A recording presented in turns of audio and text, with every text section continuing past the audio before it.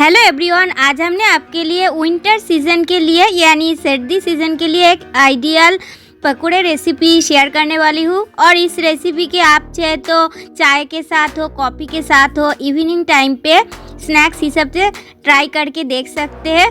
तो यम्मी मज़ेदार इस पकोड़े रेसिपी आपके साथ शेयर करने से पहले एक छोटी सी रिक्वेस्ट है।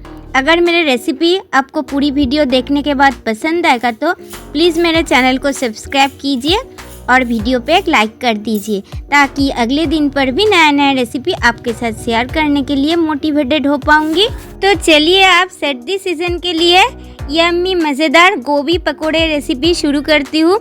इस रेसिपी के लिए हमने इस जगह पे एक बड़े साइज़ की गोभी लिया है, उसको हमने छोटी छोटी पीसेस पे कट कर रखा था।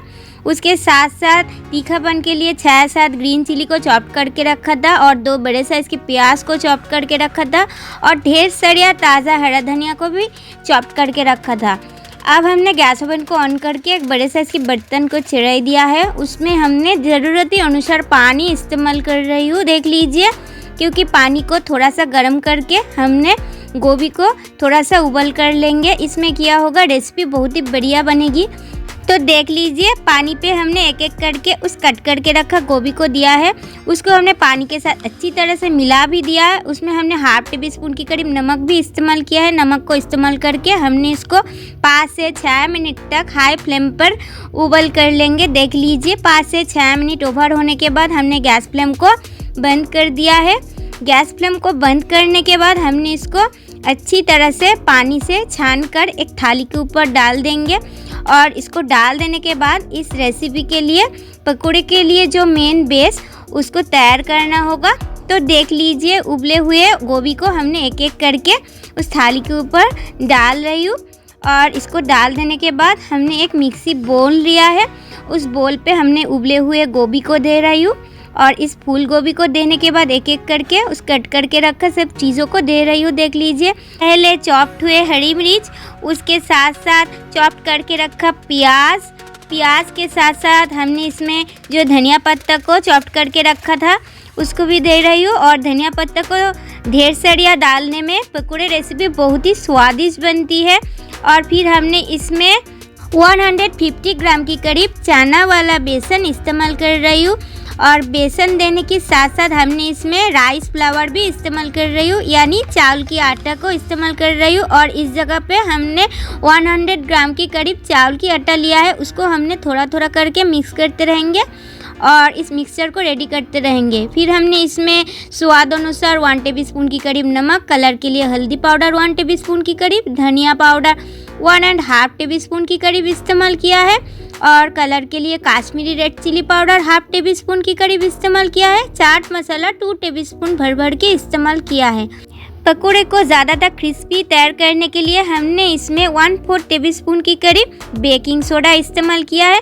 फिर हमने थोड़ा थोड़ा पानी ऐड करके इस मिक्सचर को रेडी कर रही हूँ, देख लीजिए। और इसको पतला मत करना चाहिए। तो देख लीजिए, हमने उस राइस फ्लावर को थोड़ा थोड़ा करके ऐड कर रही हूँ और पूरी राइस फ्लावर को हमने थोड़ा थोड़ा करके ऐड करते रहेंगे और इस मिक्सचर को रेडी करते रहेंगे। और इस तरीक़ा में राइस फ्लावर को ज़्यादा तक इस्तेमाल करके पकोड़े रेसिपी तैयार करने में ज़्यादा ही क्रिस्पी बनती है और बहुत ही मज़ा भी आती है खाने की टाइम पर। तो देख लीजिए, हमने पकोड़े के लिए मेन बेस को अच्छी तरह से रेडी किया है। इसको हमने एक साइड पे रख के गैस ओवन को ऑन करके एक आयरन कढ़ाई भी चढ़ाएंगे, क्योंकि पकोड़े फ्राइंग की प्रोसेस आयरन कढ़ाई में बहुत ही बढ़िया बनती है। और पकोड़े रेसिपी हमने वाइट ऑयल यानी राइस ब्रान ऑयल पे कर रही हूँ, आप चाहे तो मस्टर्ड ऑयल में भी कर सकते हैं। कढ़ाई को हमने अच्छी तरह से गर्म किया है। फिर हमने इसमें ज़रूरत अनुसार 200 ml के करीब ऑयल डाला है। ऑयल को हमने अच्छी तरह से गर्म किया है हाई फ्लेम पर 2 से 3 मिनट तक। ऑयल अच्छी तरह से गर्म होने के बाद हमने एक पकोड़ा को फ्राई करके चेक कर रही हूँ ऑयल अच्छी तरह से गर्म हुआ है क्या। तो देख लीजिए, एक पकोड़ा बहुत ही अच्छी तरह से फ्राई हो रहा है। उलटते पलटते हमने इसको फ्राई किया है।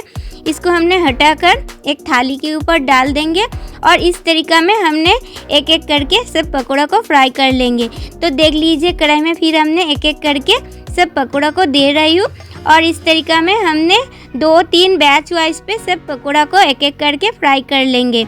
और गैस की फ्लेम को मीडियम टू हाई पे रखकर आपको ज़रूरती अनुसार इस्तेमाल करना होगा, कभी मीडियम कभी हाई पे। तो देख लीजिए पकौड़े की एक साइड अच्छी तरह से फ्राई होने के बाद हमने इसको पलट दे रही हूँ एक एक करके, और इसको पलट देने के बाद हमने दूसरी साइड को भी हमने मीडियम टू हाई फ्लेम पर अच्छी तरह से फ्राई कर लेंगे। और इस टाइम पे आपके साथ हमने एक बात शेयर करने के लिए चाहती हूँ, क्या आपके घर पे बच्चों खाएंगे तो पकौड़े में आप चाहे तो तीखापन की क्वांटिटी इसे कम भी कर सकते हैं। तो देख लीजिए पकौड़े की दूसरी साइड भी अब अच्छी तरह से फ्राई हो रहा है। पकौड़े फ्राई होने के बाद एक स्ट्रेनर लेकर हमने इसको अच्छी तरह से छान रही हूँ, देख लीजिए। और इसको छान लेने के बाद हमने इसको एक थाली के ऊपर डाल भी रही हूँ, और इस तरीक़ा में हमने एक एक करके सब पकौड़े को फ्राई करके रेडी किया है। और इस पकौड़े रेसिपी आप चाहे तो सिंपल टोमेटो केचप के साथ भी ट्राई करके देख सकते हैं, और अगर आपकी हरी चटनी भी पसंद है तो आप चाहे तो हरी चटनी के साथ भी इस फूल गोभी के पकौड़े ट्राई करके देख सकते हैं। तो आज की फूल गोभी की क्रिस्पी पकौड़े रेसिपी इस प्रोसेस पे घर पर एक बार भी ट्राई नहीं किया है तो इस विंटर सीजन पे एक बार ट्राई करके देख लीजिए। हम उम्मीद करती हूँ आपको बहुत ही पसंद आएगा इस रेसिपी। तो आज की गोभी पकौड़े यानी फूल गोभी की पकौड़े रेसिपी आपको कैसी लगा कमेंट करके प्लीज़ बताइए। आज की वीडियो हमने यहाँ पे एंड कर रही हूँ। अगले दिन पर भी कोई नया रेसिपी लेकर आपके साथ फिर मिलूँगी। तब तक के लिए बाय बाय, टेक केयर।